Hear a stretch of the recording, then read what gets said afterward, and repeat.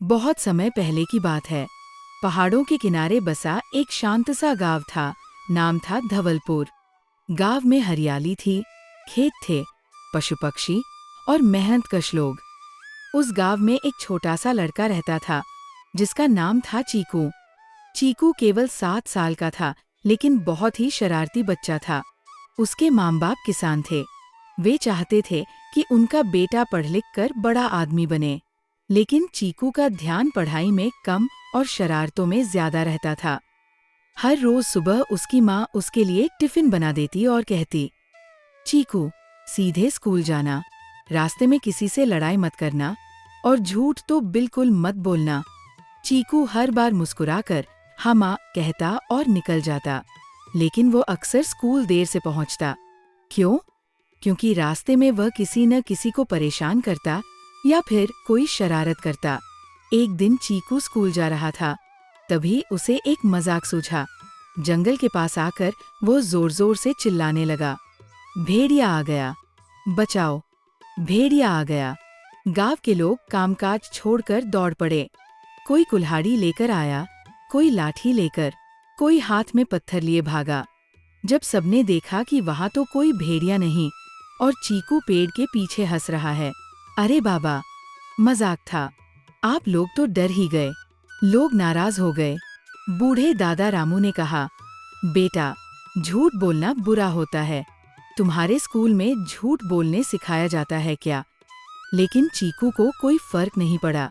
2 दिन बाद चीकू ने फिर वही हरकत की। भेड़िया आ गया, बचाओ। इस बार कम लोग आए।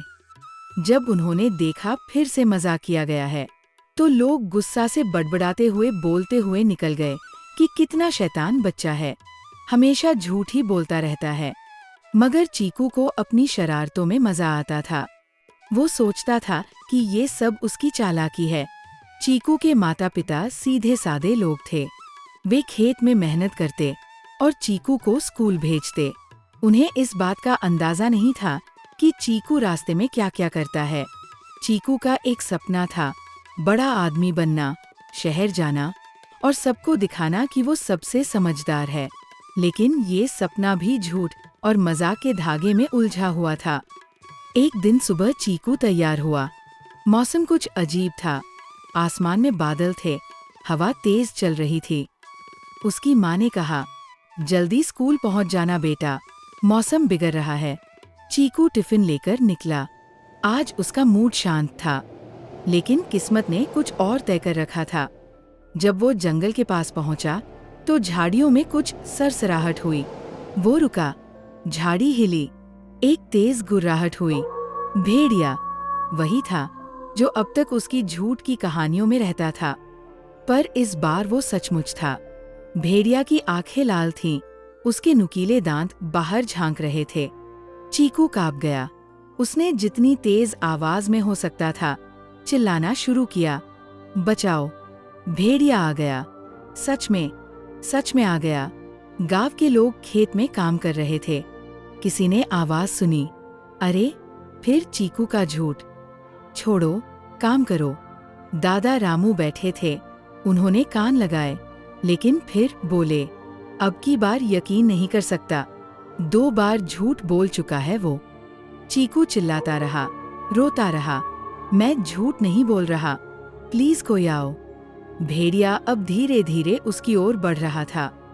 चीकू ने पत्थर उठाकर फेंका, लेकिन भेड़िया और उग्र हो गया। तभी गांव की एक लड़की मीरा जो स्कूल जा रही थी, चीकू की चीखें सुन ली।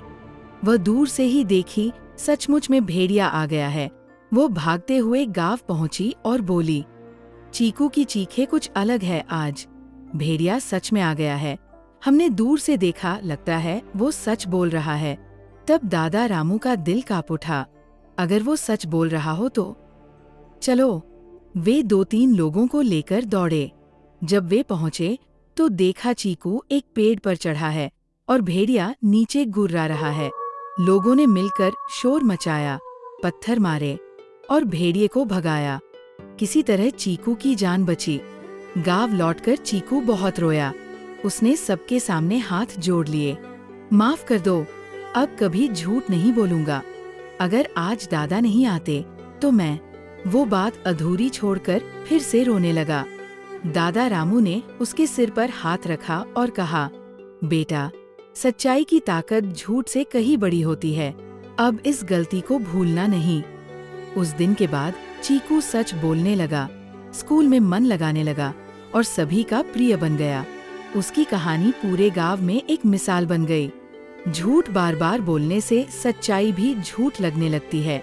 इसलिए हमेशा सच्चे बनो, क्योंकि एक दिन सच्चाई ही तुम्हारी सबसे बड़ी ताकत होगी।